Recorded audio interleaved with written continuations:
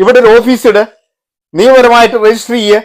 നിങ്ങൾക്ക് ഇവിടെ അങ്ങനെ ഒരു കമ്മ്യൂണിക്കേഷൻ വേണ്ടിയിട്ട് അതിനുള്ള ബ്രാഞ്ച് ആരാണ് കോൺടാക്ട് ചെയ്യേണ്ടത്, ഫസ്റ്റ് കോൺടാക്ട് ആരാണെന്ന് നിങ്ങൾ പബ്ലിഷ് ചെയ്യേ. അങ്ങനെ ആരെങ്കിലും നിങ്ങൾ പബ്ലിഷ് ചെയ്യുന്നുണ്ടോ? ഒരു PRO ഉണ്ടോ നിങ്ങൾക്ക് ഇവിടെ ഇതിന്? പിന്നെ നിങ്ങൾ എന്ത് കണക്ഷൻ, എന്ത് കമ്മ്യൂണിക്കേഷനിലാണ് നിങ്ങൾ ആളുകളുടെ അടുത്ത് കാശ് മേടിക്കുന്നത്? എന്ത് ഗ്രൗണ്ടിലാണ് കാശ് മേടിക്കുന്നത്? UK വിസയ്ക്ക് കാശുണ്ടോ?